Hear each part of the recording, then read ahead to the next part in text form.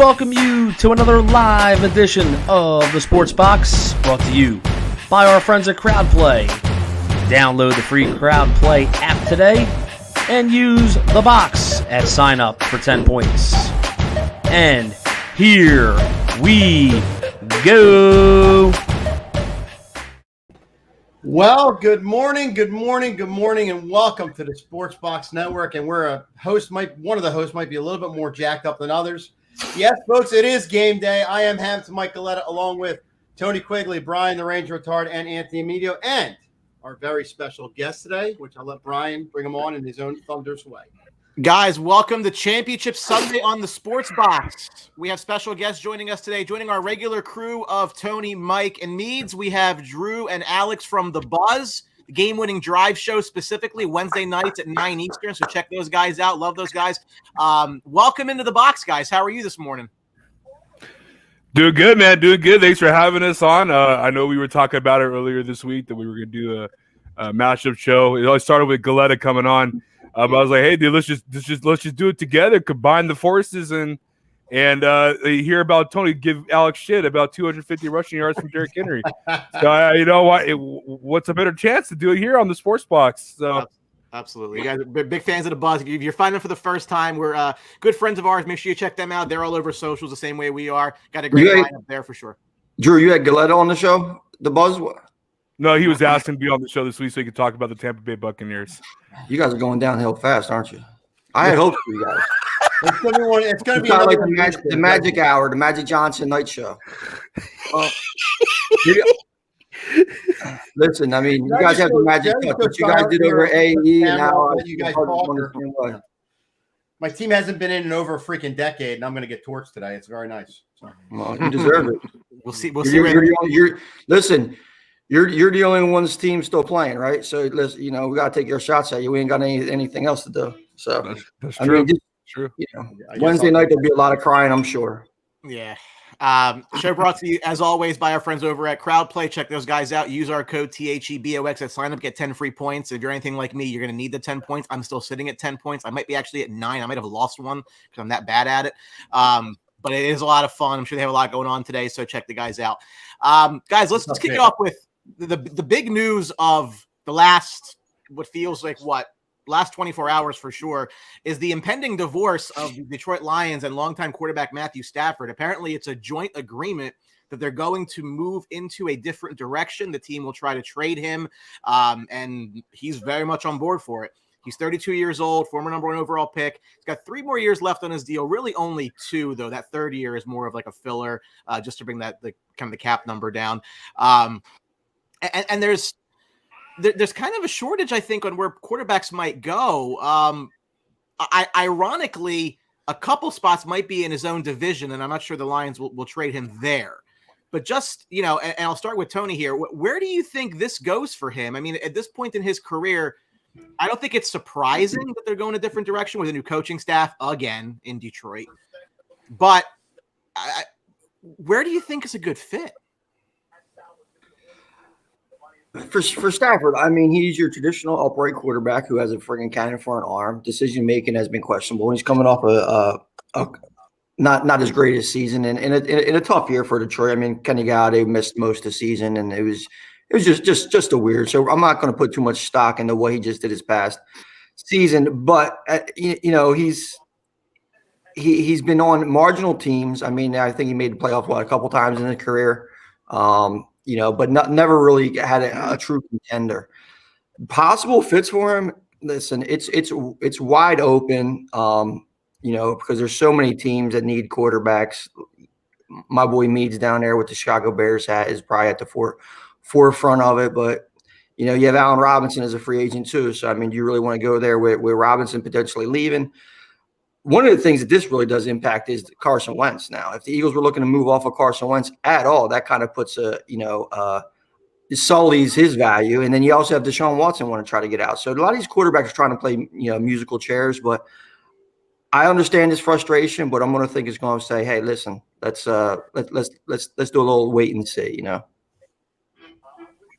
So I'm not predicting him to go anywhere right now, to be honest with you. I think it's a lot of noise. It's too early in the offseason. Yeah, I'll go ahead. Yeah, for me, man, there's one team that I'm looking at that I think he could benefit the most, because one thing that Stafford's never had consistently in his career, or two things actually, is a running game and an offensive line. He's never had a 1,000-yard rusher in his career, so I'm looking at the Indianapolis Colts as a premier destination for him to go to. He'll be protected. He already has an arsenal of talent when it comes to his arm. He's able to extend the ability of the play in the pocket, and I like Stafford a lot. And I'm going off of Tony. We can't base a lot off of this year. The Detroit Lions is just a mess, and so he goes to the Indy Colts. Man, I think the sky's the limit for him. I think he can become an automatic Pro Bowl player for this team, and I like that position. I like that destination for him, Brian. Alex. Yeah, I mean, me personally, I don't think Indianapolis Colts organization is a bad organization, so I don't think they take Stafford. I think Stafford is nothing but a glorified stat stuffer, and he's just a lot of empty yards and no real wins associated with him. But y'all know my opinion on Peyton Manning. I think he was overrated too, so take that for what it is, right? Listen, I think, honestly, the best fit for him is San Francisco.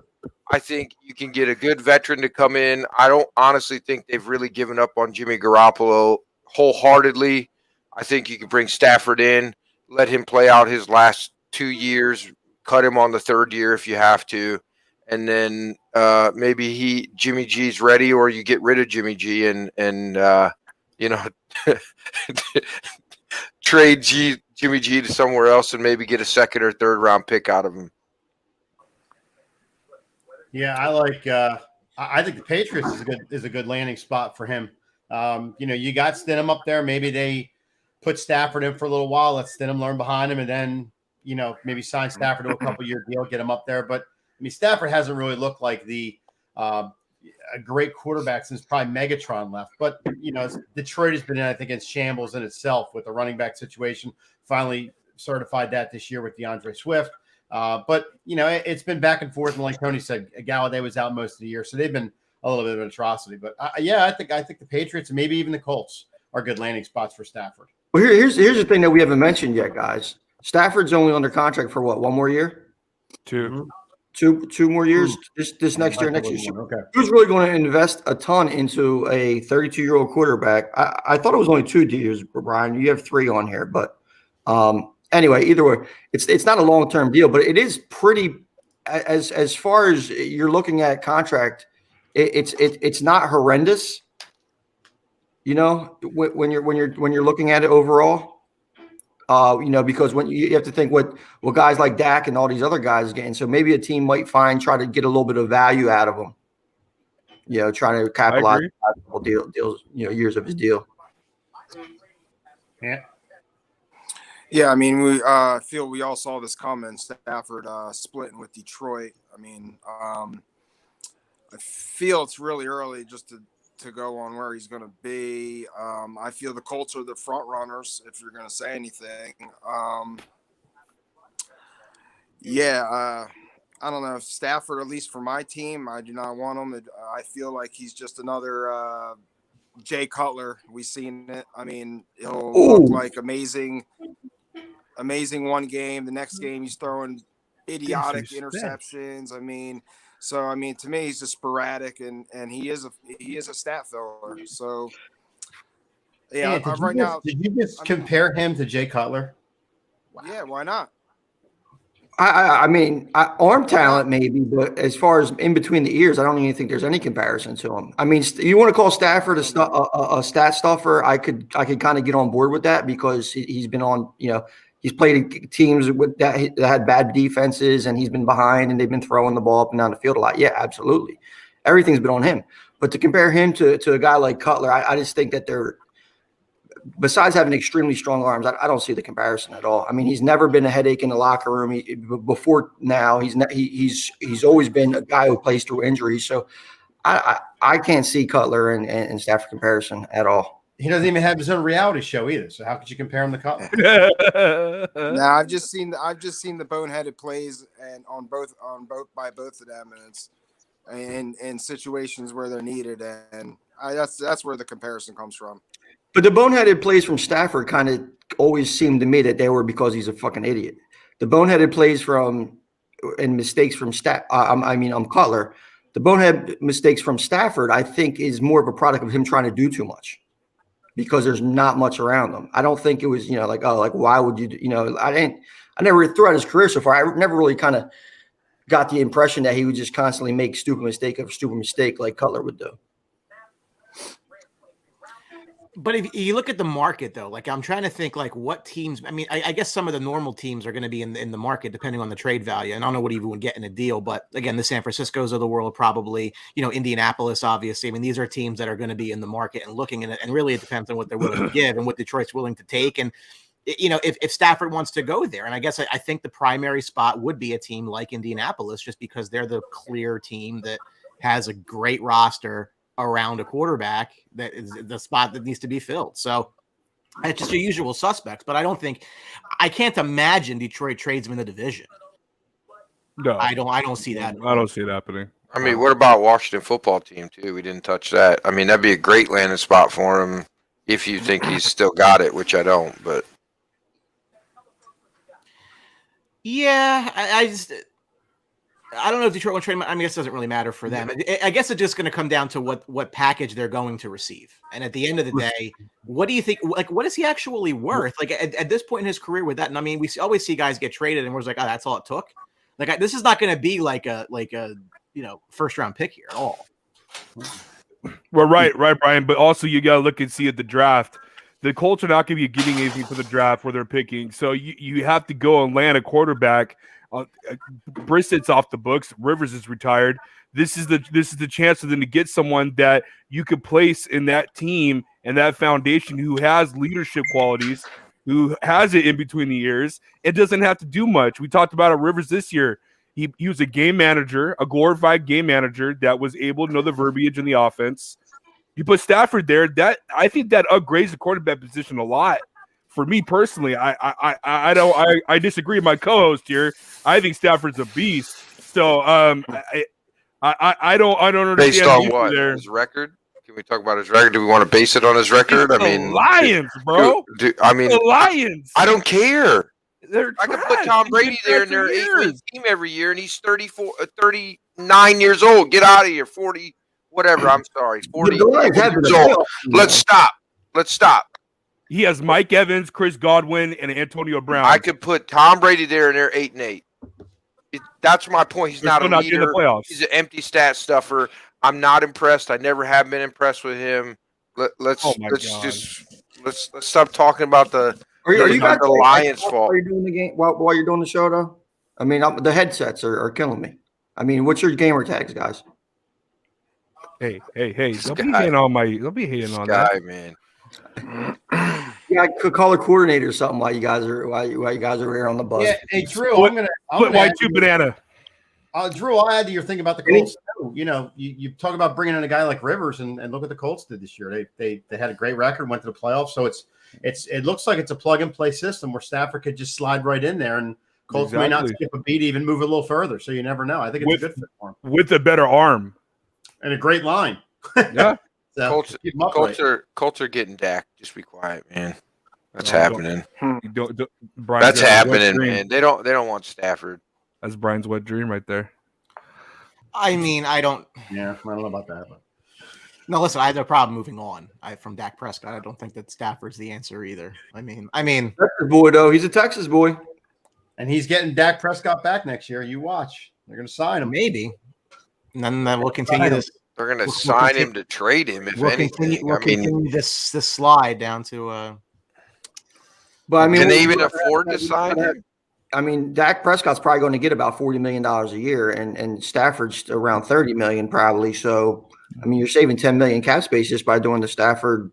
Stafford's cap number next year is 33. The year after it's 26. The year after it's 3, and that's why I'm saying there's that dummy year at the end, because I just don't think that the 2022 year even comes into play. Yeah, it's not realistic. So what you have to give, the difference between Matt Stafford and Dak Prescott isn't enough. First of all, to beat up your salary cap like it would that Dak would do. Plus, why would you want to give up so many assets? Right?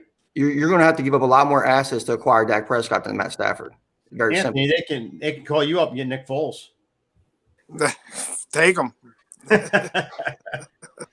Fuck wants Nick Foles, man. The guy's ass. BDN, man. And some assholes actually put a statue of Nick Foles out front of the stadium. Imagine that. And then they fire his coach that's with him in the statue. They're out.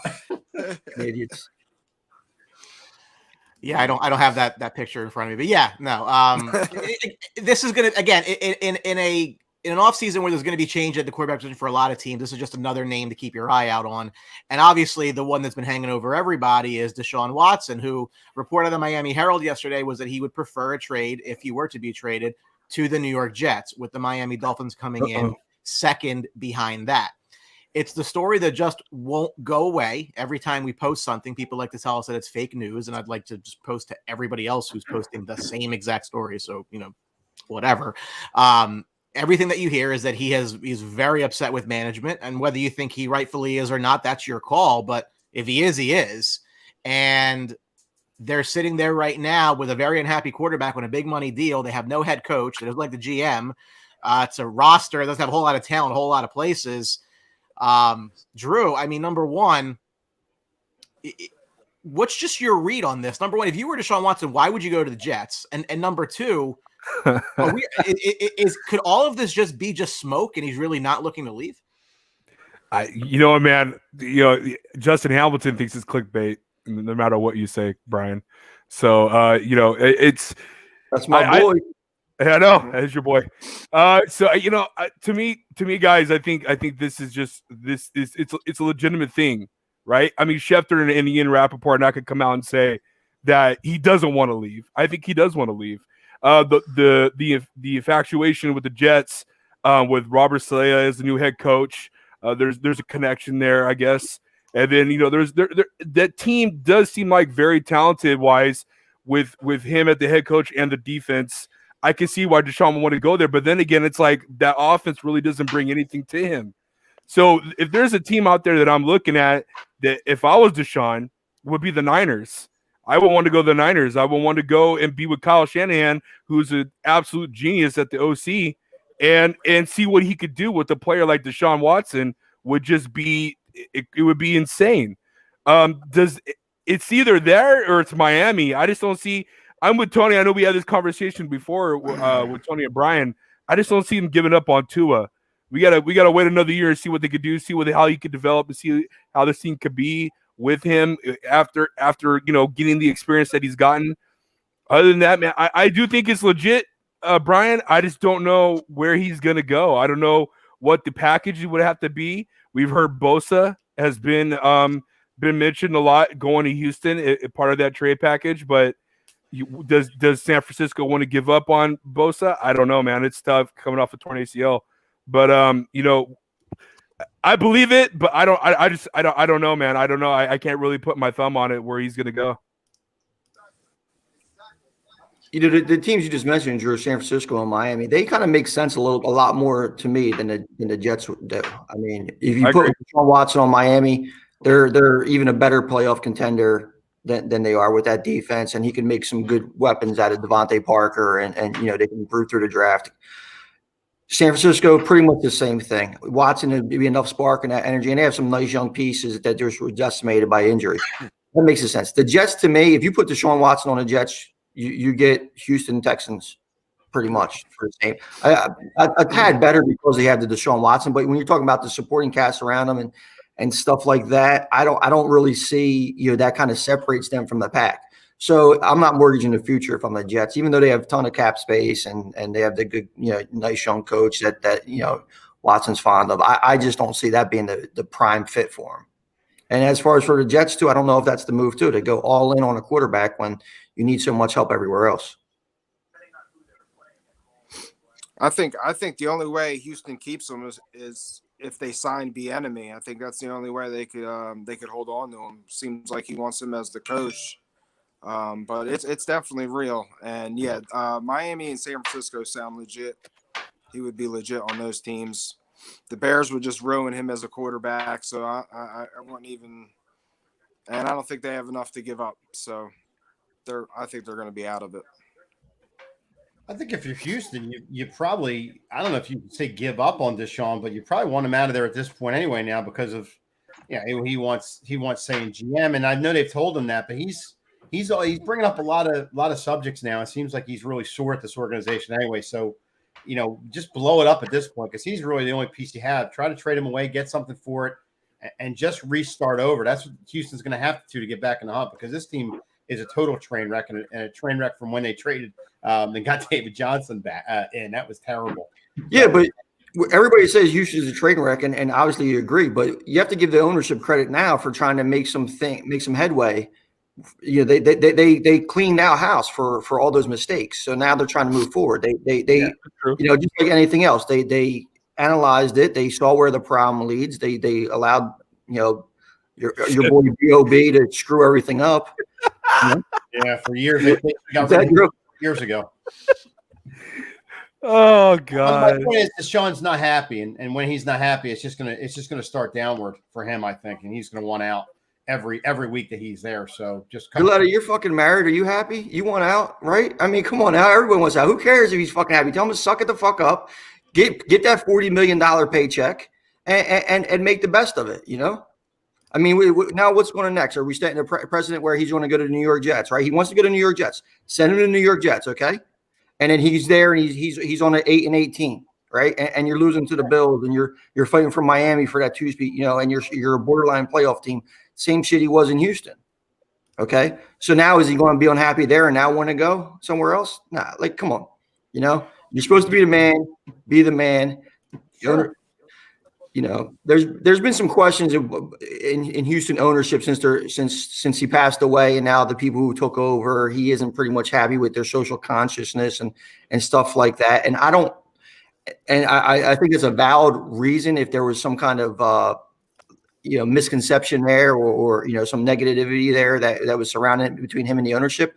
I could understand that, but also it seems to me the timing is a little weird. And it's just he's just kind of maybe using certain things that are going on in that organization as an excuse to, come out. I just think you can't repair this, Tony. That's all. At this point, I don't think you repair it with him. It's $40 million. Shut up. Right? Shut up. Yo, I'll repair anything. I agree, but I don't think he's going to see it that way. He's going to think he runs his team, and that's why. Forward. And at this point, he's got so many people in his ear. What? Yeah, that too. And why sign up? Why sign a contract extension, Brian? Why sign a contract extension if you're unhappy? Me and Alex talked about it in the offseason. Why is he signing a big deal knowing that Bill O'Brien was still the head honcho at the time that he signed it? If you're unhappy and you don't want to be there, be a free agent. Yeah, you don't need to sign. He hated every move Bill O'Brien made except that move. Someone would have gave it to him. Yeah, he signed after Hopkins got traded, right? Wait, hold on. Are Bears fans allowed to talk about Deshaun Watson? You're not allowed to talk about Deshaun Watson. You're not allowed to talk about Patrick Mahomes, okay? Okay. Yeah, I mean, for once I agree with Tony, which is a rarity because most of the time he's wrong. But, yeah, make him stay. What are you going to get in return that's worth Deshaun Watson?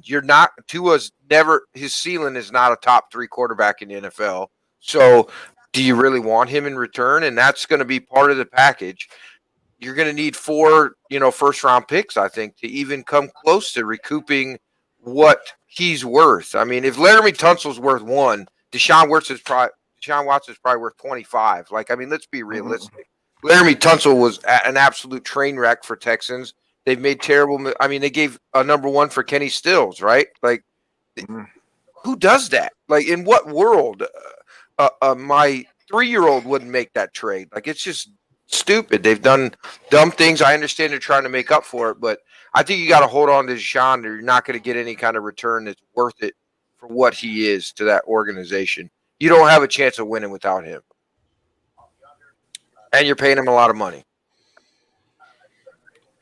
They've done this to themselves. I mean, if they told him you were going to be part of this process, and then they just ignored him entirely. That's the part where you created this. Nobody told you had to go to your quarterback and say, yeah, we'll listen to you about the GM and this and the third. So he's well within his right to be mad about it, but he did sign a contract. But as we know in professional sports, that doesn't tend to mean a whole hell of a lot. So if he pushes the issue, and it depends how much he wants to push the issue, we're going to know. I mean, I would think we'd know before the draft because if there's draft pick compensation involved. You got to think it happens now. And the teams that need quarterbacks are going to go start drafting them. So YouTube comment, because those are still working. Sorry, guys. If you're watching on Facebook, we have some issues there. It's Dana White's problem. It is what it is. Are the Watson Jets rumors even true? I'm so confused. There was a Miami Herald report that that's where he wanted to go. There was this number one preferred destination was the Jets, and then it was the Dolphins. So I guess he's looking to move to the AFC East. At least that's what it looks like. So that's we're going off of those reports, and that's where your major players are coming out of. They're using that Miami Herald report. So listen, I mean, again, he's gonna decide this. I mean, if he pushes the issue that much, he's gonna find himself elsewhere. And I don't know what the trade package looks like, and it's going to be very, very expensive as an elite quarterback, top 3 in the league, in my opinion. So easily. Yeah. So I don't know how exactly you get to find a team that needs a quarterback willing to pay that much. And from an asset standpoint, again, Jets make a lot of sense. The Colts kind of do too, but again, you're not trading you're definitely not trading. Oh God, no! That's not going to happen. It is not going to happen. Oh right. I mean, their package would have to be twice as many as anybody else to get a chance at him. 100%. I agree. Around the league, since we were all together last week, Lions have made the official hire of Dan Campbell. So that's officially there. That's PC principal. Have you ever seen South Park? Looks just like Chargers hire Brandon Staley from their stadium friends over at the Rams. The Eagles, who were rumored to be hiring Josh McDaniels, went a completely different direction, hiring Nick Sirianni, offensive coordinator from the Colts. I guess if you can't bring Frank Reich, bring the second best thing. Reports this morning are that Deuce Staley now wants out of the organization. That's probably not a surprise, given that Sirianni's bringing in his own people. I guess that's kind of to be expected.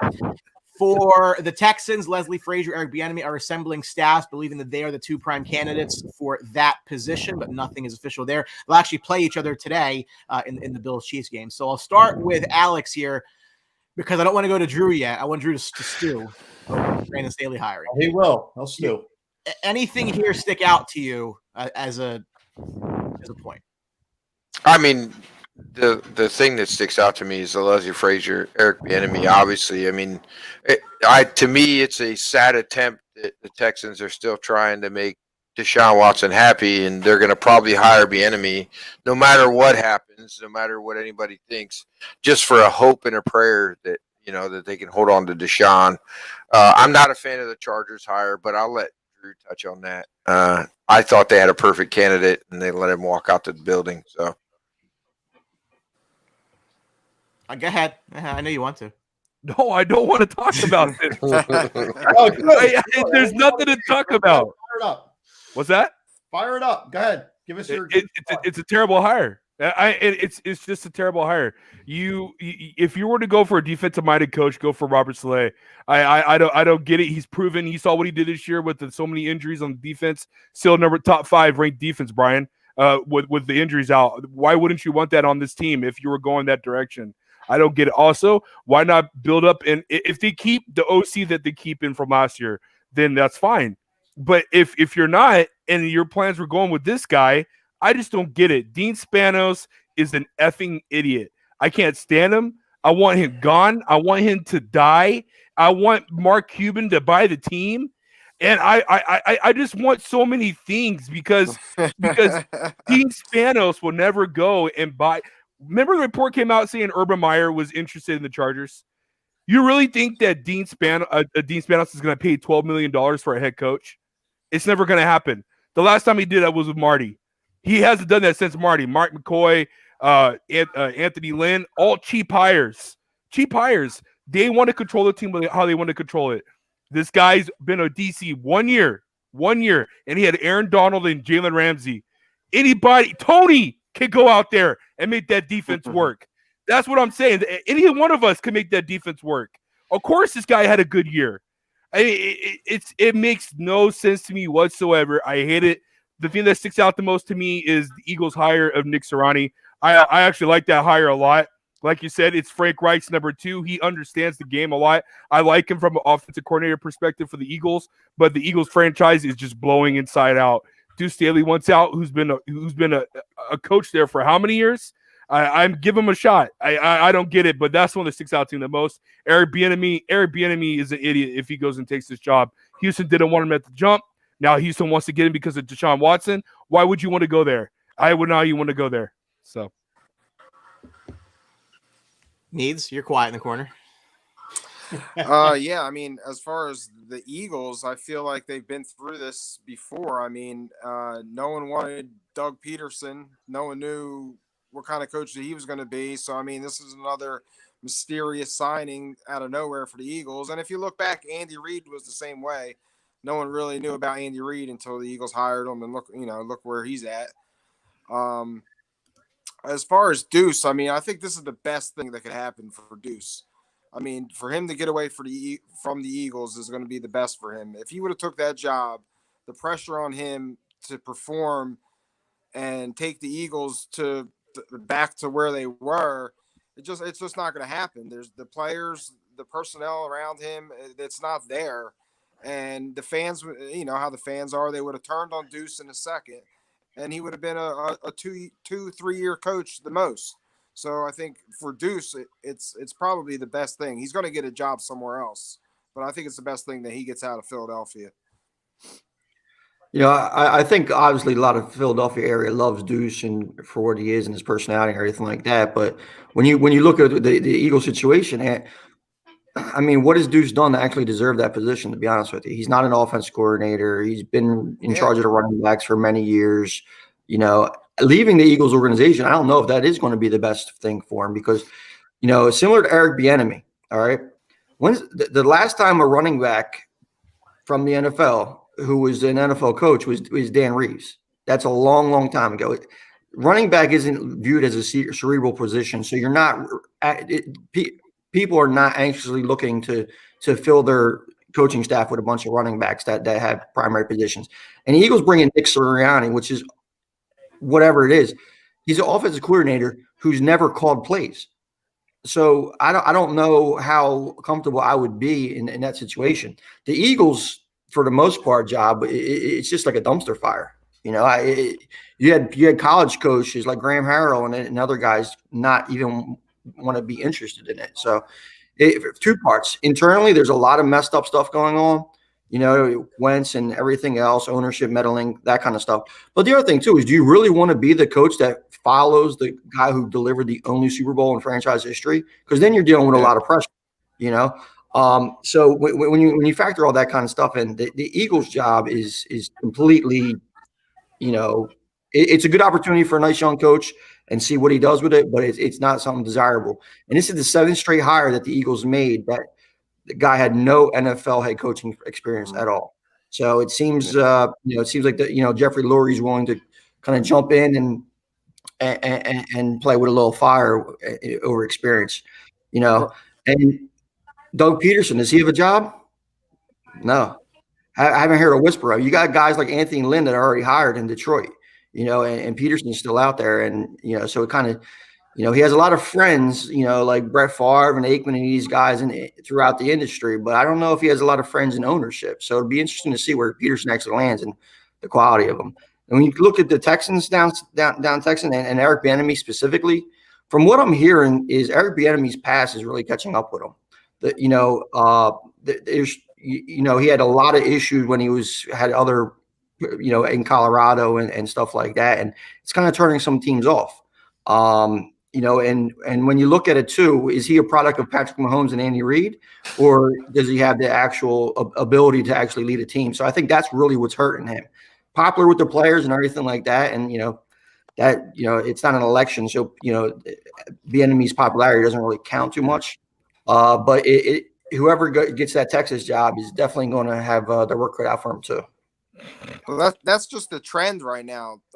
Teams are just picking off of coaches' trees, you know, like as far as the Chargers, McVay, now coaches from McVay's staff are getting looked at. Coach, Reid's staff gets looked at. All these coaches with lots of success, their staff are getting the opportunities, and that's just the trend that's been going on. So there's no more retread of these coaches anymore. I mean, Brian, we've said on our show multiple times about the Eagles and Houston being the last two jobs that are going to be out there that are both dumpster fires. And the Eagles interviewed like 13 guys in like 4 days. And with all the names out there, that was the last person I would expected them to hire. But maybe they do want a yes guy that's coming in for the first time, getting a job and listen to whatever the organization is going to tell them. So that's a good hire from that standpoint. But excuse me, we talked about it before the show with Tony made a good point about Bieniemy that, yeah, they might be having Bieniemy in the running right now, but that could be to pacify Deshaun right now. I think they're going to hire Frazier. If Bieniemy was passed over a bunch of times like he was, why isn't he the guy that they hire right now? Why does it still have to be, well, he's in there with Leslie Frazier right now? Well, Leslie Frazier's coached before, and, you know, he's kind of a little bit of a retread. So if Bieniemy's that good of a coach, which I thought he was, why isn't he getting this job right now? I mean, the Houston job's a dumpster fire in itself. So whoever goes there is going to have a lot of work to do to get that team back on track. So, but I think it's such a bad situation, Mike. Don't you think that maybe Bieniemy would rather just stay in Kansas City and be a part of that organization, which I personally would rather be a part of a Super Bowl contending organization with a great future. And Andy Reid isn't the youngest guy either, and he's definitely not the healthiest guy. So when he puts down his play calls to pick up the menu mid-game, Bieniemy might be seeing that and say, listen, I might have a lot of opportunity here in Kansas City, and I'd rather be the next guy up here. Menu. Hey, I just want to point out something. Tony hit it on Eric Bieniemy's pass. Not fair. If the Detroit Lions can hire Matt Patricia, then no one should have an issue of hiring Eric Bieniemy as the head coach. Just want to throw that out there. Well, so two things on what I see here. First of all, I don't hate the Brandon Staley hiring for the Chargers. Well, I don't. Great. I think their offense is going to be just fine. I think Drew will argue with you a little bit, but that's okay. Dan Campbell's just weird in Detroit. That whole thing about cracking knees and kneecaps and stuff was just awkward. That was funny. Yeah, that was funny. That was way too much. Way trying too to achieve there.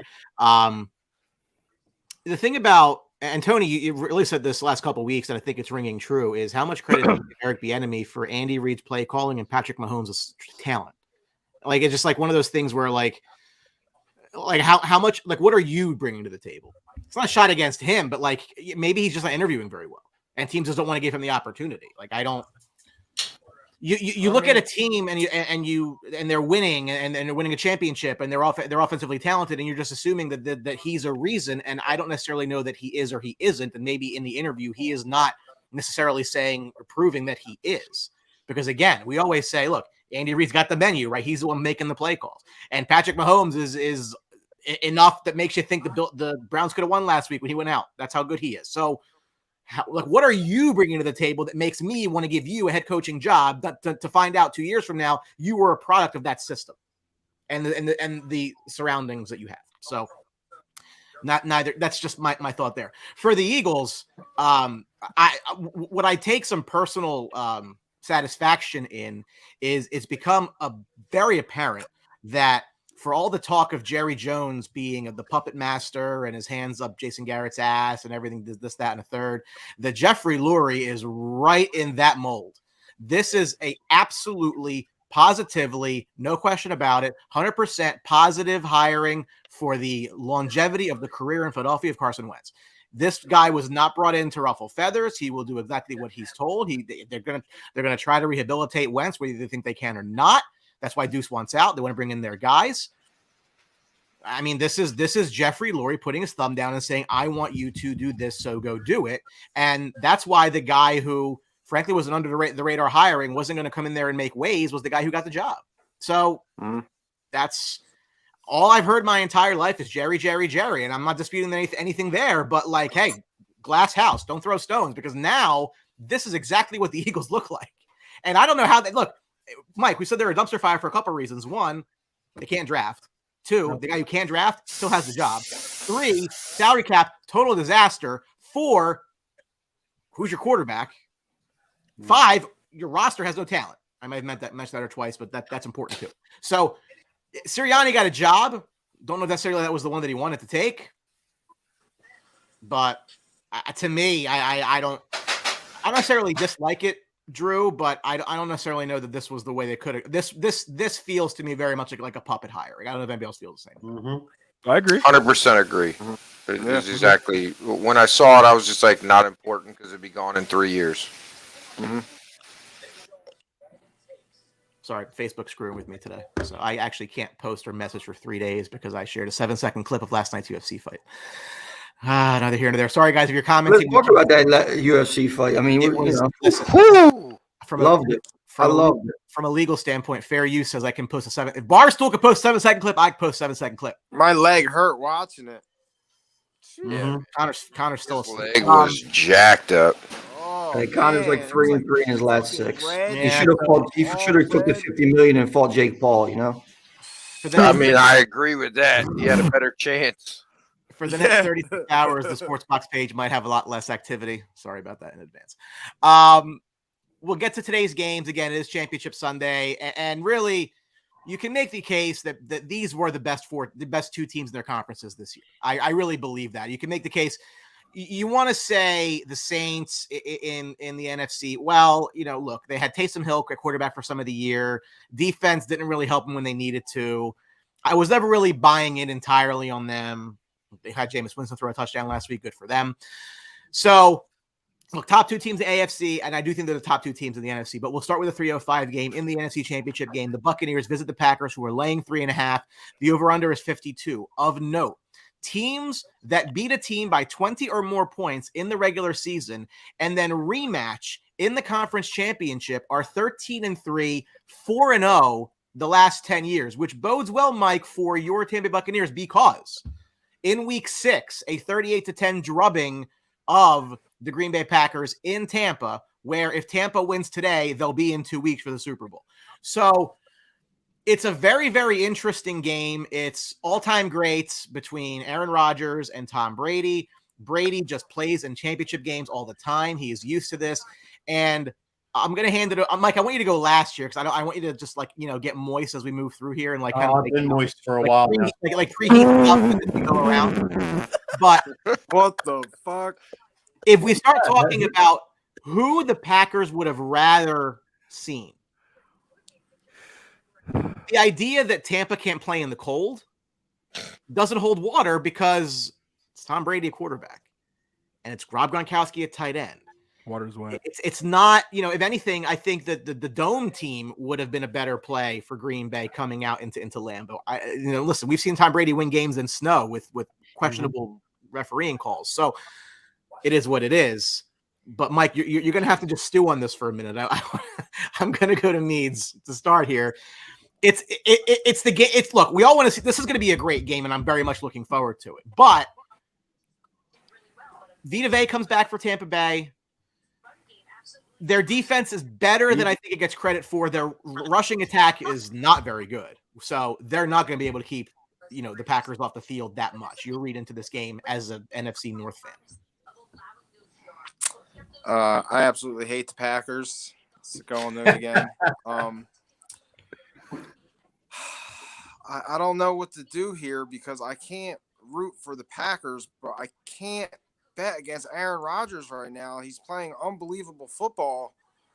And I mean, all playing at home, the weather, I mean, this is his kind of game. And it's going to be interesting. I think if the Tampa Bay could run the ball today, it's going to really help to keep away from Rodgers and just trust Tom Brady and calling the game, play action, get Gronk involved, get Godwin involved. I mean, it's going to take all hands on deck today to beat the Packers because they're playing phenomenal. And right now it's down to 3, not 3.5. So it all depends which way you're going. Unfortunately, I mean, I can't see the Packers losing today. I want to see them lose, but I don't see it happening. Quig? Brian, I think you're completely off base saying that Tampa Bay can't run the ball. I mean, last week they ran the ball on a very good Saints team. And then in their prior matchup, they ran the ball very well against the same Packers team. And the Packers' run defense is not very good, and that's being kind. I think the formula for this game is very, very clear. Tampa Bay runs that 12 personnel. They feed Fournette. They filter in Ronald Jones a little bit. Both of them had over 60 yards last week, and against a better defense.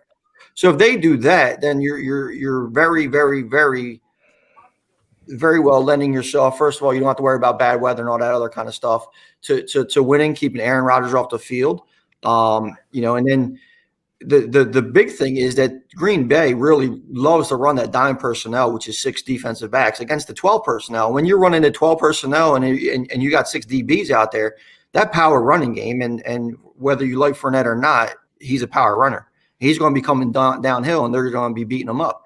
And now it's going to open up Cameron Brate, going to open up Rob Gronkowski. All right.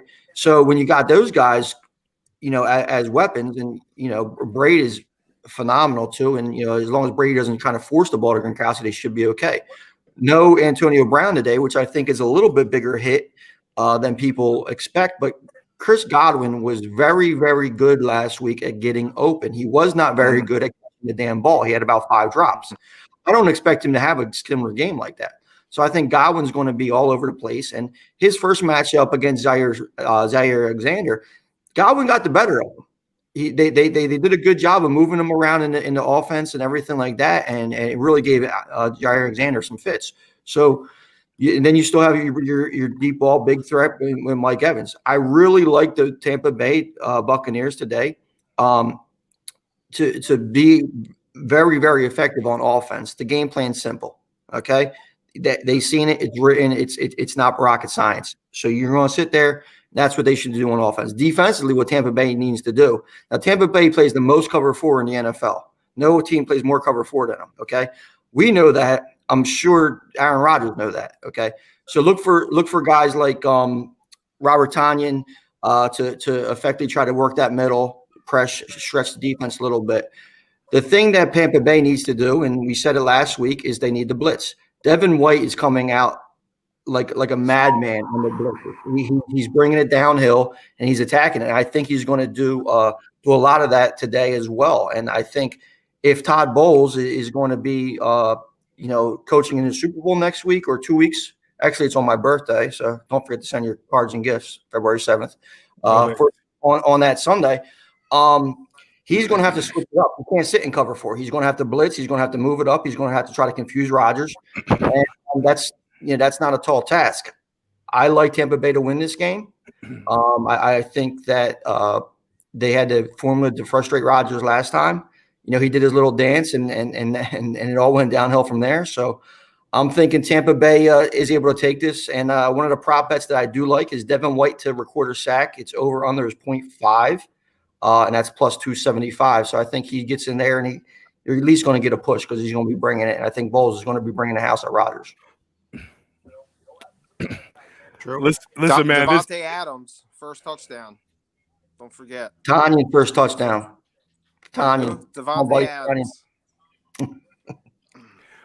For me, this game, I mean, Tony hit it like cover 4 with the defense with Tampa Bay. They really brought a lot of mixed coverages last week that really, Drew Brees' arm is failing as it is, but we saw the defense dominate last week. Probably the best game for Tampa Bay this year defensively. Can it happen again? I think it can. The snowing, it bothers me a little bit, Brian and guys. It bothers me a little bit, but like we said, this is a running attack that needs to be established. Your best defense is to keep Aaron Rodgers on the sidelines and keep control the clock, control the time of possession. Leonard Fournette and Ronald Jones is a great 1-2 mix. It looks like they're both healthy. They're both getting it going, Brian. This offensive line is playing great. Brady is standing upright. He's making the right decisions these last 2 weeks in the playoffs.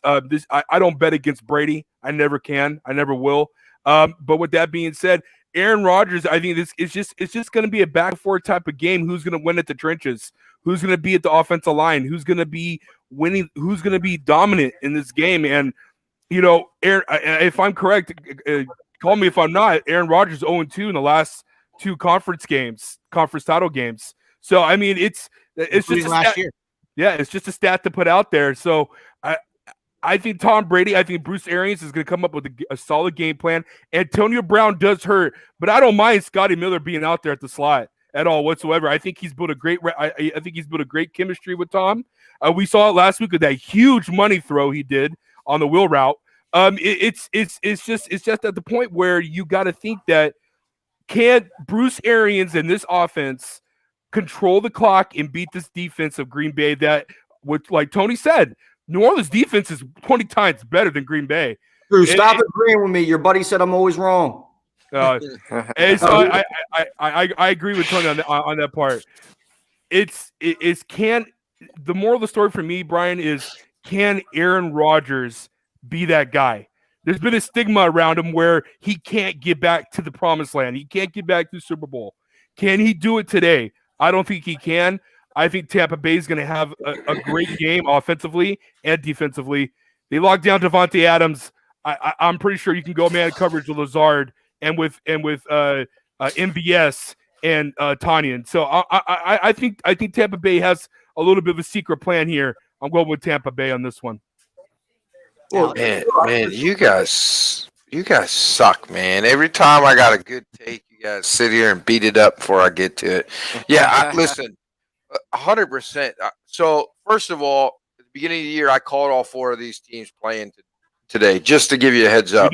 I was right on all 4 teams. You did. So, with that being said, listen, I think it all falls on Aaron Rodgers. And Aaron Rodgers lives in Tom Brady's shadow. Tom is living in Aaron's head rent-free with this goat and phony goat crap that you hear all over the talking heads and everything. And Aaron just, if you watched him in that game, that first game, he did uncharacteristic things for him, forcing the ball into tight coverage, the 2 interceptions back-to-back on back-to-back, downs or whatever. It just doesn't make sense. What the things he did just didn't make sense. And I think he's going to do the same thing this game. Now, I think it's much closer. I think it's a 38-35 Buccaneers game. But I think the Buccaneers hold out and they win, and I think Tom Brady in Tom Brady fashion gets them into field goal range, and they kick the field goal to win the game. And Aaron Rodgers' heart's broken, and I'm laughing because I'm dancing on his grave. It's great to me. The guy's going to win the MVP, and he's not going to be in the Super Bowl. It's going to be absolutely amazing. I can't wait for it. I'm ready for this game. Let's hope so. Mike, you want to know or should I? A lot of hate for Aaron Rodgers, and you guys are right. He's been he's 0-3 in his last 3 NFC Championship games. So when you're looking at he's 0-3? Yeah, he's 0-3. Last 3. Yeah, he lost to Seattle. He lost last year. He lost to Arizona, right? He lost to the 49ers last year. Yeah, 49ers last year. Yeah, but who's the third team? Atlanta, Beat Seattle, the Bears in and 2010. 49ers. Yeah. So he lost his last 3. Damn. And if you remember who set the record last year for an NFC Championship game for all-time rushing yards is Raheem Mostert. So that's right. That's what I'm saying. I expect Fournette and Ronald Jones to have big games because the defense is pretty similar to last year. I think a big part of this year was the draft when they drafted Tristan Wirfs. He's done a great job anchoring that offensive line, keeping Brady upright for him to do what he has to do. Brady started the season slow. You heard all the people talk about, look at that, see that. But the guy had to get comfortable. He had to get used to timing. He had to get used to a lot of this team. This Buccaneers team offensively has weapons. I know Antonio Brown's out. I do think the reason they won last week against the Saints is because they got everybody involved. You talk about Scotty Miller. You talk about Cameron Brate. You talk about a lot of these guys you don't see on a regular basis are getting involved in the offense, and that's what Brady does when he was with the Patriots. He spreads the ball out, which is great. The Bucs are going to have to do that today, but I was really impressed with that Buccaneers defense last week. They came to play. That secondary is a young secondary. Besides the last 2 or 3 weeks, has been suspect, especially since the Kansas City week when Carlton Davis got toasted. But they've played well in the last couple of weeks. Murphy Bunting had an interception last week. You talk about Winfield, who they drafted, had a good week. All these guys are playing, and Devin White, I can't say enough about the guy. The guy is a beast. That was a great draft by them, drafting the kid from the linebacker from LSU. He's been all over the field, and he's going to have to be all over the field today. Him and David, they're going to be all over the field today. And listen, I think Vita Vea is going to help their running defense a little bit more. They got to get some pressure to Rodgers. They got to move him around a little bit. But listen, just because I'm a Bucs fan, I am predicting the Bucs to win this game because I think they've been playing at a really high level the last 2 weeks. It's a whole different animal with Brady in the playoffs now, and I think he's really motivated to show that he can do it on another team. And I'm happy he's with the Bucs. Unlike in the beginning of the year, Tony will probably rip me on that one. I didn't think it was a good deal. I thought I wanted a long-term guy instead of a short-term guy. But listen, I'm happy. I'm enjoying the ride right now. I think the Bucs win. You don't want Brady? By a touchdown. It's true. I have graphical evidence that he. Yeah, we didn't want. I want to elaborate. I was good with getting Brady, but I wanted a guy that they drafted for a long-term plan. I don't want to be the Marlins where they get a team 1 year and they drop off the planet for the next 5. Why? It's a Super Bowl. You don't think it's worth getting one Super Bowl and out of 2 years worth it?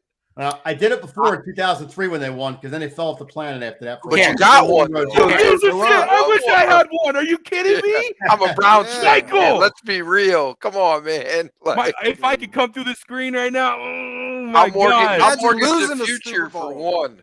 Just a chance. Wednesday night, me and Anthony do our basketball show, and one of our most favorite he's not a guest. One of our favorite watchers and followers, Jeremy Bland, said that the Sixers do not need Joel Embiid. That's what he said. That's only the second worst take I've heard this year behind Galetta saying that he does not want Tom Brady. That's it. So you got Jeremy Bland and Mike Galetta in the same sentence as two of the worst takes I've heard this year. Opposed to it. I just wanted. Of course, you're not opposed to it. But you said it was bad. You said it was bad.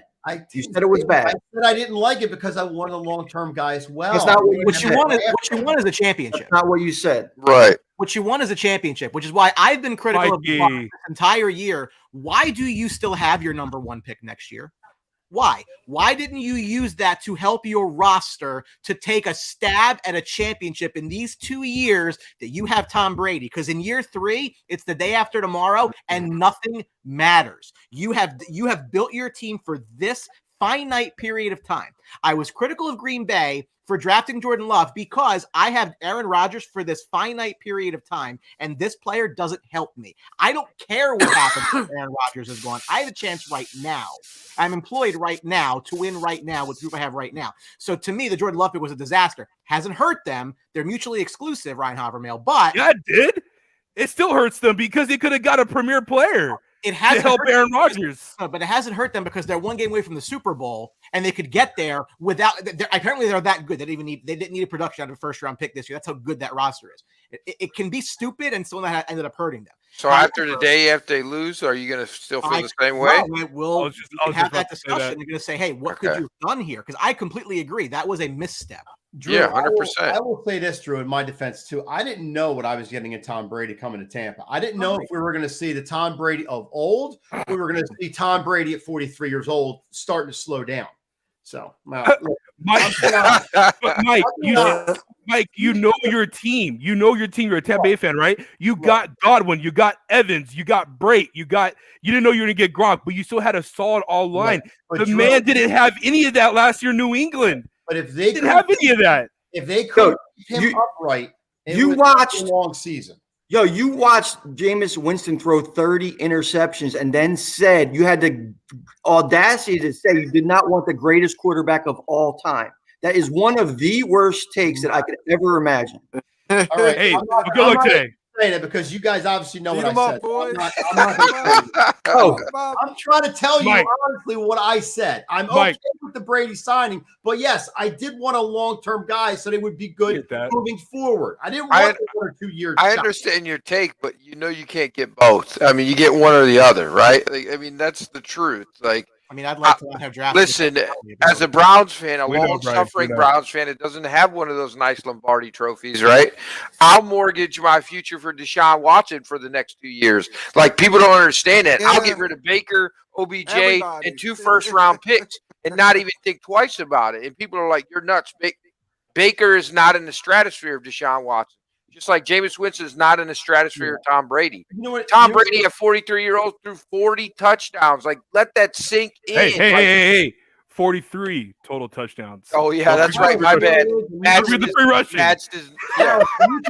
relate to this from being a Browns fan. I've seen so many terrible seasons with the Bucs. They've been awful coming through high school and the 0 for year and just awful football. I want my team to be irrelevant in going near the playoffs most of the year. That's what I want. I don't want to every year say, oh, my team is 5-11. You're up there, another rebuilding year. I'm tired of that. And I know you can't have it all, but that's my mindset. I want a team that is competitive every year. That's You have what I enough enough young players that you're going to be competitive for 5 to 10 years, as long as you don't drop the ball when Brady leaves in 2 years, which I think you have a good ownership group, GM and coach now, that you're not going to do that. I was just about to say that, Alex. I was just about to say this offense line. I mean, they just did a big article the other day on Jensen being the best center in the game. I mean, it's at the point where Brady's going to come back for 2 years. If he has a similar year this year, next year, that man will come back until the wheels fall off. Him, Ali Marpet, and you got Wims there. I mean, it's a good line now. It really is. It's almost like the Colts line, almost, to be honest with you. This became a Tampa Bay love fest. What I'm saying is almost as good as the Browns O line. It's pretty close there. Mike, all I'm saying is that I think your thought was just misguided in this one, just for the simple fact that you should be looking to win right now. However, I asked Tom Brady how many turnovers the Saints had last season, and he told me Can we get rid of this meme? So here's the problem, right? I bet the Tampa money line last week. I thought they were going to win that game for a lot of reasons. One of them wasn't that the Saints are going to turn the ball over 4 times. Tampa is going to win the game because of that. So I got my result was right. My read was wrong. And go ahead, Tom. No, I just want to clarify something because Galetta said that we're misconstruing things and everything like that. Okay. So we're going to let these good gentlemen who aren't up here, because the internet is forever. Okay. And I miss Brady in a Bucs uniform tomorrow. Will we see Mike Galetta chubbed up yet? Mike Galetta, quote unquote, think it is a bad move. There were no qualifiers. There were no I want to be younger. Everybody completely started spit roasting him, and then he kind of backtracked with younger quarterback stuff. Well, that's what I said. I didn't mean it was a terrible signing. I didn't know I was getting with Tom. I didn't know if it was going to be the old Tom Brady or the older Tom Brady. I didn't know what I was getting, and I wanted a younger guy. Hey, you're covering my $1 million face. Well, think it is a bad move, quote unquote. Oh my God, Tony. So we're not misconstruing. We're not misconstruing what you're saying. Oh my God. You get the greatest quarterback of all time, and you think it's a bad move. At 43 years old, I didn't know what I was getting. Never mind, forget it. Let's move on because I'm tired of getting roasted today. My team's in the championship. I'm getting blasted. That's fine. Whatever. I'm not blasting you. I'm excited for you today. No, you were blasting. I'm jealous. Yeah, I'm jealous. In Tom with Tony, leave me alone, Tony. I'm excited for you in Tampa Bay. I really am, Mike. I'm excited for you. I think you guys got a really good shot in proving yet again that Tom Brady is the GOAT. And I think if you guys win today, you win the whole thing. Just imagine watching Jameis Winston throw 30 interceptions and saying, I think it's a bad move. Anyway, another note that if Tampa Bay does win this game, it'll be the first time in NFL history that a home team is playing in their stadium. Yep. So which I think would be. I got my Airbnb booked. I think it would be really cool. Yeah, that would be insane, dude. Buck the system. Take the under today. Yeah. Buck the system. Good luck with that one, man. Here's the thing, right? Like I said, they won that game primarily because the defense really Drew Brees handed the ball over a couple of times. I mean, it wasn't even like Tampa Bay, I thought, made really excellent plays either. I mean, look, they won the game. You don't apologize for it. It doesn't matter. Points matter, unlike yards, like some people think. But this, to me, doesn't – Green Bay is not likely to make the same mistakes that the Saints did. And that, to me, might be the differentiating factor because – let's be honest. Saints did not have Taysom Hill, who they use a certain way, whether I think it's smart or not. Saints did not have Latavius Murray, who was their primary between the tackles runner, whether you think that they should use Kamara a different way or not, neither here nor there. Right. Saints had a lead in that game, decided to blow it. And honestly, I don't even know who the pressure's on in this game. It might actually be on Tampa, even though they're on the road. I don't know about the line. I'm not here to pick a winner on the line. I'm not going to say that. I do think Green Bay wins this game for the simple fact that I don't think that Green Bay will not do what the Saints did last week. So Tampa's got to find a different way to do it. Antonio Brown's a loss. It's not a huge loss. It is a loss. But I also think it was a weird game in week 6. I don't necessarily we see a rehash of that one. I said Green Bay is going to the Super Bowl earlier in the year. I thought they would go last year. I think that, and it's all Rodgers. I mean, don't get me wrong. Devontae Adams. The defense is okay. Rushing attacks are a result of how good their passing offense is. They're going to miss Bakhtiari for sure. So Vita Vea is going to have an impact. It's going to be because the offensive line is a little Brian, hot. two quick things. What they did last week is the defense caused turnovers, and then the Bucs took advantage of that and scored off of every turnover. And But that's what they got to do in this game. no, They no. got to cause a turnover. Right, I hear you. But did they cause the turnovers or were they handed the turnovers? Because I don't I mean, played a pretty terrible game. Those throws were bad. they very well might have been. So. Go ahead. Sorry, Mike, for cutting you off. I was going to say White had a great interception and a fumble recovery, and then Winfield had a nice one too as well. So, to be honest with you, last week I saw a defense coming of age. Like they all played to their potential, and they caused those turnovers. Listen, we give quarterbacks too much credit here, right? It's the same thing we do. Like Rodgers is going to win the MVP, and it's not even going to be close, right? Derrick Henry's probably not even going to get mentioned in that same conversation. A guy rushed for over 2,000 yards. I think it's comical, right? So you're going to say that it was Drew Brees' fault when it wasn't. It was the defense playing out, lights out, defensive coordinator calling the right plays. They did very good scouting work against Drew Brees. And yeah, maybe Drew Brees is diminished. I agree with that. But the defense played ridiculous. I'm not going to put it all on Brees. And the defenders had to make the plays too. I mean, that was a great 100%. interception on both things. I mean, whether you want to think the throws are there or not, you can't say you got to give the credit to the defensive players. I mean, it's not all about just the failure of the quarterback. Defense is out there making plays, flying around the ball, and you have another thing too. Tampa Bay's defense got hit with the COVID protocols and everything like that, and Devin White didn't even play in the game before. So I mean, he came back, and you seen him flying around, and it's definitely a different look. I think Green Bay wins the game. Tampa Bay, 6th straight road game. Could mean something. I mean, listen, either way, at the end of this game, Tampa's flying to Tampa. The question is, was Green Bay also on the same flight? That's really the question, is they're following them down. Again, the other two, it's going to be a great game. I don't think it's going to be any kind of like a blowout either way. It's going to come down to the end. I'm putting my faith in Aaron Rodgers today. I think I'm okay with that. I think he'll. How'd it work out last year? Yeah, last 3 times. I also work out too well. Yeah, but these Bucs aren't last year's Niners, and this game's in Green Bay. So tonight at 6:40 p.m., the AFC Championship, the Buffalo Bills visit the Kansas City Chiefs. Chiefs laying 3, over-unders 54. The Chiefs are the 11th defending Super Bowl champion to host a conference championship. The previous teams are 9-1 in such games. Patrick Mahomes has cleared the concussion protocol, as he always was going to, by the way. There was never a situation where he wasn't going to. And Colin Cowherd can shut up because we're going to be playing the game that, as it was scheduled. That guy's whack. Yeah, that was just one of the worst takes I've heard. These two teams also played Week 6. It was in Buffalo. It was a 26-17 win by the Chiefs. Wasn't that pretty, but they got the job done in a 5 p.m. Monday game, if you remember that one. So I will start with Drew here. Listen, these are the two best teams in the AFC. They've been the two best teams in the AFC from pretty much from the jump. I mean, these were the two teams there. I mean, I don't care that the Steelers were 11-0. It was a hollow. Oh, man. Nobody thought, yeah. And it proved it. So they won last week despite losing Mahomes for some of that game, even though Henne threw one to center field. It was just caught, like a fly ball. Defense is only okay. They're getting Clyde Edwards-Helaire back in this one. Your read on this game? No Le'Veon Bell. He's out today, right? So that's what I read. Turf toe is a hell of an injury. A buddy of mine had it. Who was a quarterback in college. Couldn't plant. Couldn't really do anything. Couldn't run.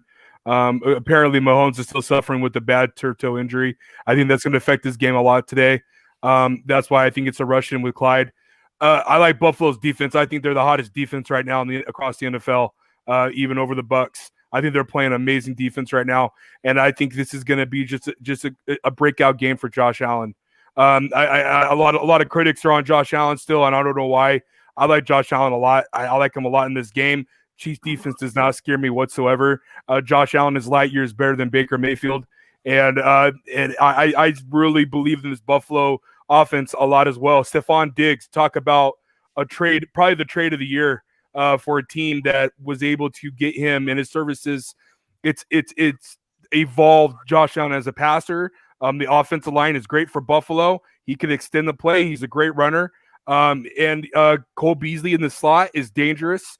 Gabriel Davis is playing great. I like the Buffalo's team a lot. I know Kansas City's offense is potent. It's powerful.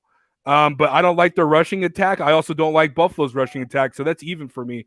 Obviously, I got to go with Mahomes passing over Allen. But overall, in general, just in health, I got to go with Allen in this game. So I'm looking at this at both sides, Brian.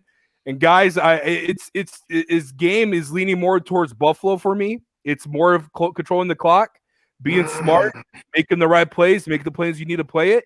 Defense needs to make stops, and I think Buffalo can do it against Kansas City. I am on the side, believe it or not, of Buffalo Bills winning this game. I'm gonna go with the Buffalo Bills on this one. Quick.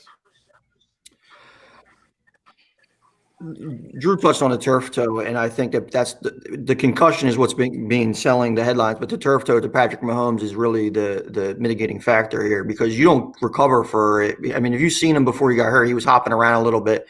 You don't recover for it in a week. That's for sure. Hell no. How bad it's going to affect him, it's going to be seen. Mahomes is a quarterback that has great mobility and uses it wise, but he doesn't depend on it. If Josh Allen got the turf toe, then I think it would be a whole different story. But I think Mahomes is going to be able to play through it and be effective with his weapons. I like Tyreek Hill to take the top off of that Buffalo defense.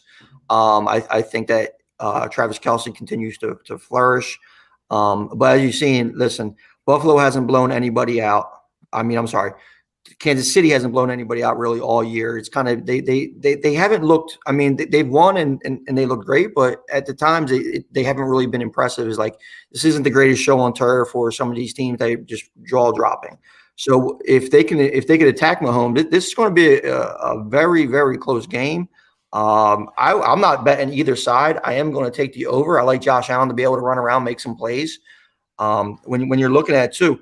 You know, one thing that came out with the NFL, when you look at all four of these teams that are in this championship, it's the highest four scoring teams in the history of the NFL. Not the top four, and it's not even the top five teams this year scoring. I think Tennessee edged out somebody. I think it was maybe Buffalo or one of the teams.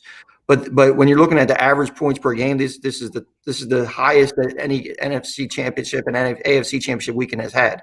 So there's going to be plenty of points today. I think the Chiefs have a couple more playmakers overall than the Bills, and I think the Chiefs win this game. But this is going to be fun to watch. I'll be probably rooting for the Bills. I want to see Josh Allen run around, make some plays. Props I do like is Ty Hill over 74 yards and Josh Allen over 33.5 rushing yards. I don't think this is going to be a game that features a lot of actual running plays. Le'Veon Bell wasn't really too much of a factor last week, so I don't know how much him being out affects him. Darrell Williams and Clyde Edwards-Helaire is back. Clyde Edwards-Helaire has been effective in spurts, so I'm not looking for too much out of the running game there. If Mahomes is really banged up and really hurt, they're going to have to lean on the running game, and that falls right into the Bills' favor. Trying to make them a little bit one-dimensional. But Kelce, big game. Ty Hill, big game. And I think the Chiefs pull it out. Alex? Now we're back to reality where I don't agree with Tony. So that's good. I like it. Listen, I think the Bills win this game. I think it's 38-28. I think the Bills are going to show you that defense is much improved. It's more like the defense of last year than this year. But if you look since week, I think 11 or 12 when they lost to Arizona, I think it was, they've been a top 5 defense since that week. They've only allowed 20 points scored twice, I think, since week 12. So, listen, I think that they're going to do a good enough job to slow Mahomes down. Plus, a turf toe is really going to hurt him. I think it hurt him against Cleveland. They weren't as effective. They were kicking field goals instead of scoring touchdowns, which is what made that game closer when Mahomes went out. So I like the Bills. I picked the Bills at the beginning of the year. My picks have been pretty darn good since I have the 4 right now, and my last 2 were Tampa and the Bills standing. So I think I'm going to stick with it. Meads? Yeah, I'm super excited for this game. It's just so many weapons and play calling between Andy and then the offensive coordinator for the Bills. Actually, I think yeah, that guy. So I'm actually on the side of the Chiefs today. I think they just have too many weapons. I actually think the running game for the Chiefs is going to make a difference. I think last time they played, they ran the ball all over the Bills in Buffalo. That was I forget how many yards whatever his name is ran for, but he had a career day. 161 on 26 carries. What's that? 161 on 26 carries. Yeah, so Andy found something in that Bills defense, and he might try to exploit it again today, protect Mahomes. Little different strategy against his old guy McDermott. So I mean, it's just going to be an exciting game, and I'm just going to roll on the side of the Chiefs today, and I'm going to go with the -3. Mike? Yeah, I think with McDermott, I think he's come a long way. He's got this Buffalo team really playing well. This defense is probably the one I thought in the league that can slow Kansas City down a little bit, and they're going to have to today to slow down a lot of weapons there. But I think they can do it. I do like the prop bet of the over Mahomes interception 0.5. I do think he throws one today with this Buffalo secondary the way they've been playing lately. And Josh Allen, let's give Josh Allen credit. He's had a phenomenal year. I mean, MVP candidate. I think he's going to make something happen today. I like Buffalo today. I think Buffalo can get it done, although their rushing attack isn't that solid. I just think Stephon Diggs is going to have a big day today. I do think Kansas City is going to move the ball, but not as much as they're going to. I think Buffalo wins a tight one. I give me the Buffalo and the points. I'll take it all day long. Can I ask you a question? You can. Is part of that because A, you hope your team wins today, and then B, if and when they do, you don't see Patrick Mahomes ready to just replicate that ridiculous performance he had against them with Tyreek Hill at 200 yards by the end of the first half? Not at all. Not at all. I just think Buffalo is the type of defense that can slow Kansas City down if anybody can. Kansas City's not just going to plow through Buffalo like nobody's business like they have been doing to different teams. I think the secondary has been playing well. They're gonna have to move Mahomes around a little bit, get him running like he normally is, but they're gonna have to get to him. And I think Buffalo can win this game. The early lines out there, if the Kansas City does go against the Bucs, it's -3.5 already. But if they play Buffalo, Bucs are getting 1.5. So it doesn't matter either way. Bucs are going to be an underdog, so it doesn't matter to me. But I just think Buffalo has a good chance to shock the world and knock off the evil empire in Kansas City. Guys, I want to pump the brakes a little bit on this Buffalo defense. Just a tad. Definitely. Because first of all, they played Lamar Jackson last week. Okay, he for what as great as a fun, entertaining weapon that he is, he's not a great quarterback right now. Week before that, they played a guy who just retired. Week before that, they played Tua. And week before that, they played Cam Newton. Week before that, they played Drew Lock. Okay, so tell me what defense, what kind of defense they are doing to actually shutting down these juggernaut quarterbacks, because they've played a bunch of trash cans. I like to go. Don't be distant on Rivers like that. He just retired. Did I tell Leave him alone. He had a good game. You said trash cans. Yeah, you did. Anymore. You called him bad. Yeah, okay, exactly. He's a trash can at this point in his career. Let's put it that way. Okay, that's a little bit better. Thank you. You know that. I'm not talking about Philip Rivers and his career and everything like that. You don't mean like a bad trash can, like one of those really expensive ones at Home Depot. The one with the nice smelling trash bag. Yes. Okay. Yeah. And you know what? And Lamar Jackson, he's a good football player. He's not a great quarterback. So that passing defense right now is a little bit overrated because they have not faced anybody the quality of Patrick Mahomes in the last 6 weeks, and definitely not in the playoffs. But Tony, you're not going to face a lot of guys like Patrick Mahomes, though. Patrick Mahomes is an anomaly across the NFL. All right, I mean, you only can do what you do, what's given in front of you. I agree with that. Let's not skew the numbers like there's something. Listen, Tampa Bay has they're on a good trend. Tampa Bay, right? Who played Tampa Bay play in week 1? Washington. Didn't look good, right?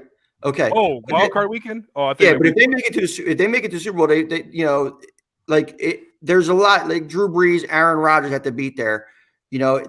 Buffalo's going to have to step up and beat Patrick Mahomes because when you look at that pass defense and improvement, they haven't played anybody even close to his category. Like, it's not like all right. Obviously, you can't play Patrick Mahomes every week, but they haven't even played a good quarterback. And don't sleep on the Chiefs defense either.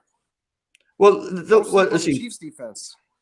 Well, exactly. So before Drew Lock, they played what? Ben Roethlisberger. They played whoever was quarterbacking for San Francisco that game. They played Justin Herbert is probably the best quarterback that they played this year since week 12. So relax a little bit on that passing defense. I like to see Drew. Now Drew's happy because I gave Herbert some props. Yeah.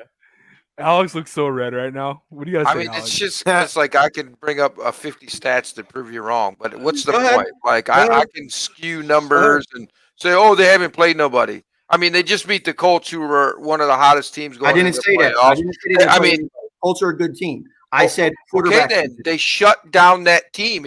That team's not predicated on passing. That team's predicating on running, and they shut them down. They won the game. I don't care what stats you throw at me. They beat everybody in front of them. Stats. I named quarterbacks. That's not stats. Names are not stats. I named quarterbacks. Okay. So you tell me what quarterback I named was a good quarterback this season. I mean, none. Okay, right. Herbert. Don't come at me with stats when you ain't got it. When you ain't got no bullets, buddy. Oh, please. Don't come at me with that. I said they're not good quarterbacks, and you disagree with me. Okay. So I didn't say any stats. I said names. They have not played a good quarterback since week 12. A lot of people will say Lamar Jackson is a good quarterback. He's a good football player. He's not a good quarterback. I mean, right? Just your reigning MVP. Plays that position. He plays that. You don't have to have a good passing defense You don't have to have a good passing defense to defeat a Lamar Jackson team. Reigning MVP. You mean not good? I'm a big Lamar Jackson fan. I defend him. I think he's a great football player. He's not a good quarterback at this point of his season. You don't have to defend the pass against him. What I will say is this. If the Buffalo Bills don't got enough bullets, bitch. if the Buffalo Bills come into this game and play the way they played against the Colts and against the Ravens, they're not going to win. I thought that I thought the Colts should have beat them and could have beat them if not for some really unfortunate coaching decisions by Frank Reich, who I normally defend because I hate the Eagles. Should have won that game. Against the Ravens, I mean, really, for the most part, it was a perfect storm for Buffalo to win. And I didn't think they played overly well that game either. I mean, Lamar kind of was Lamar, and neither here nor there. 2 missed field goals. The Chiefs are not the Ravens. The Chiefs are not the Colts. I mean, they're assuming Patrick Mahomes is okay, even with the turf toe. Which again, I'm not disputing that's going to be a factor and could be a major factor in this game. If the Bills bring that to the table, they're going to get destroyed in this game. I don't think they're going to. I am not a fan. I mean, the Bills' defense is what it is, and Tony, you've articulated it really well. I'm not going to change anything you said there, reinvent that wheel. But the Chiefs also have to stop somebody too, and they're not really known as a great defense. They're on their own, so obviously it leans over, which means it's probably going to be like a 10-7 game. That's usually the way that it works, but. I'm not going to pick against Patrick Mahomes at home in the playoffs. And if this game was in Buffalo, maybe I feel differently. Maybe, but probably not because they already won there this year. Buffalo is a really good team. They're going to be a good team for a while. But this is the defending champions. They're there for a reason. Not having Bell is somewhat of an issue, but if they have Edwards-Helaire, I mean, look, that's been a rotation at running back for a while now. They put somebody back there, he does well. Hasn't really mattered who it's been. So I don't really necessarily have too many concerns there. I don't see the Bills winning this game. They're not going to get the doors blown off. They're going to put their best out today for sure. I think that if you go back to early game, I want to say it was week 2 against the Rams where they had that big lead. They let their foot off the gas and the Rams back in the game. They ended up winning it anyway. That was a game they probably should have lost, but won. The game against Arizona, they should have won, but lost at the end. They just can't let the Chiefs go up and down the field. I don't know that the Bills are necessarily outside of Tyreek Hill. I'm sorry, I'm thinking the wrong team. Outside of Stephon Diggs, who is the primary threat offensively, They don't run the ball exceptionally well. I mean, they have other guys, but like they're not. I mean, I know Cole Beasley's been really, really good for them. I mean, but not like one guy, you know. I think the Chiefs win the game. I think the 3 is probably right. You know, whether you're talking 27-24, 30-27, like that kind of a game where it comes down to the end. I think that's probably what we have today. And is it, you know, cliche to take both favorites and assume both home teams win? Yeah, maybe, but that's sort of just my read on the games. I just think they're the overall better teams. They've been the number 1 seeds in their conference for a reason. I'm going to roll with the Chiefs, not necessarily because of Andy Reid, by the way, who had a lot of balls last week. I give him full credit for that play that he ran. I didn't think they were going to do that. Great job by them. He actually fooled Tony Romo, which is something to be said. Yeah, but listen, Michigan quarterbacks got it done last week. That's my listen. I mean, and Buffalo's no slouch. I know that's Ryan Leach. You know, John Brown. Thank you for watching on YouTube. By the way, feel free to subscribe. Our subscriber numbers haven't really doing a lot. John Brown. Is he talking? Or are you talking about Gabe Davis? Who? I don't know what the John Brown comment. No, I think he was talking about just other receivers that they have. I get it, but the Diggs is the straw that stirs the drink. I mean, everything. If he's having a bad game, I mean, he's going to draw coverage at the very least, which opens up other guys. So it's always a domino effect. Well, Matthew's going to be on him. Yeah. Look, I'm going to say this, though, but with the Buffalo Bills, they have gone against 2 really, really, really tough defenses in the last 2 weeks. So I think this is a little bit of a mid-break for them against Kansas City, which we're going to see more of a better game from the offensive side for Buffalo, because Kansas City's defense, I rate them lower than Baltimore and with Indy. So it's going to be something to see here in today's game. I want to see what Beasley can do in the slot. I want to see what Gabriel Davis can do in the slot, because if they're going to do double coverage with Stephon Diggs or bracket him, we're going to see what these 2 guys can do and see if Josh Allen can find the opening spots. Yeah, I mean, let's be honest. Kansas City has the worst defense in the playoffs by far, I think. I don't think it's close with it. I can't think of another team that had that bad a defense. Right. But if you think back to the Week 6 game, that was a really, really bad game for Josh Allen. So, you know, he had 122 passing yards. He had just about 52% completion. That was like the worst numbers of the year were in that game against this defense. So I don't know. Was it just a weird game because it was that Monday at 5 p.m.? Can you attribute to that? Yeah, maybe. But for whatever reason, you know, the Chiefs did play him well. Of note, though, Kelsey, 70 yards or less in each of the 4 games he's played against the Bills. I think that he needs to get above that for them to win this game. His over-under is 94. That's what people think it is. This is the 3rd playoff game since the merger that the top 2 receiving yard players in the regular season played. The player who ranked 2nd won both those matchups. You find these stats. I'm full of stats. I think the Chiefs win. Can't wait to watch. It's going to be awesome. I will have it on my 2nd screen during the Rangers-Pittsburgh game. Oh, my Lord. Oh, no. Rangers, Pittsburgh. Oh, Go Pens. hockey? Go Pens, baby. Go Pens. Yeah, it does. Doesn't it just friggin' put a screwdriver in your ear and just smash it against the wall that Attar does football talk and doesn't watch the games? I'll watch the game from here. On your 2nd screen? I'll watch these games like 3 times. What do you like? And you're watching on your 2nd screen while you're watching some January fucking hockey game.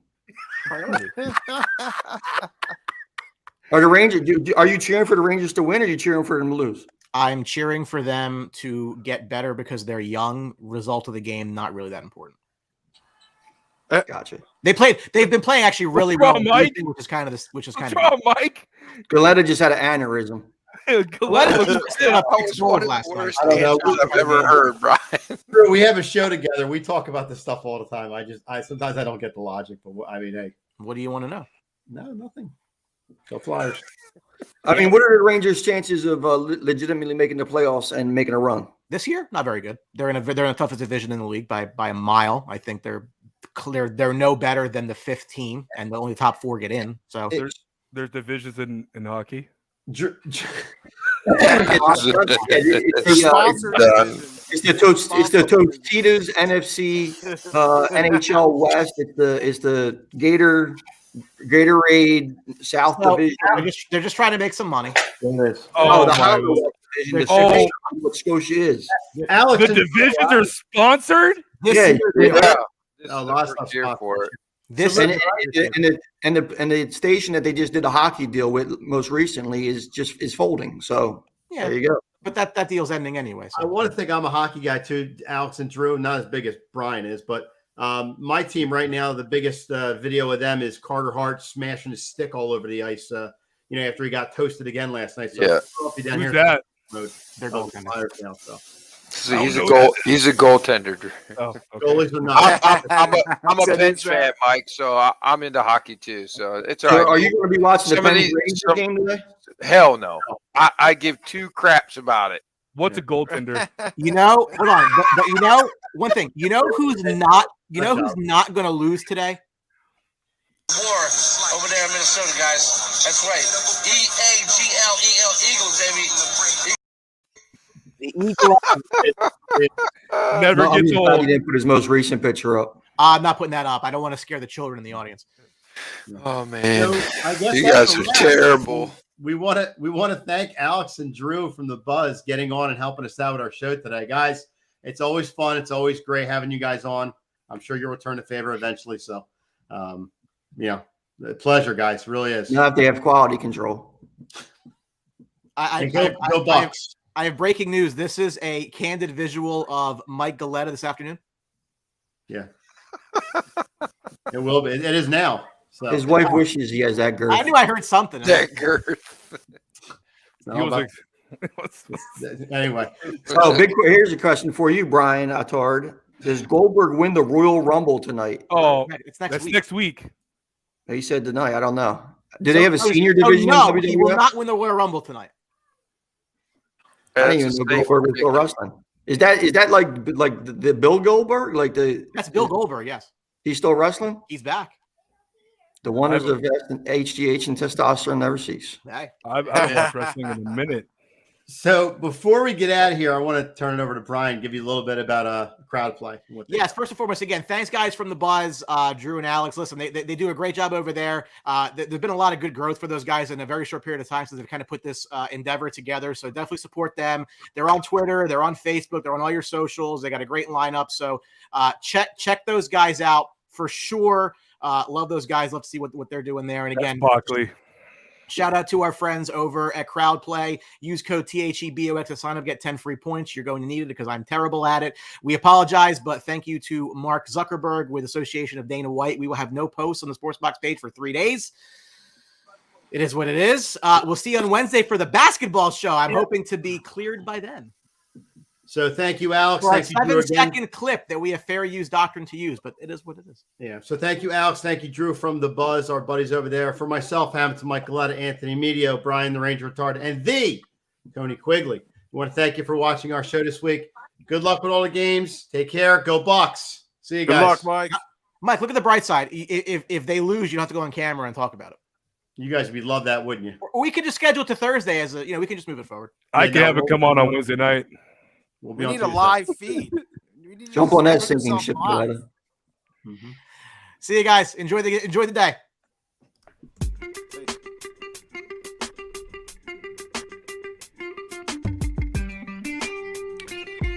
Thank you for watching the Sports Box. Follow us on Facebook at Sportsbox Show, Twitter at Sportsbox Show, Instagram at The Sportsbox Show. Find us on YouTube and join Outside the Box, our Facebook sports discussion group.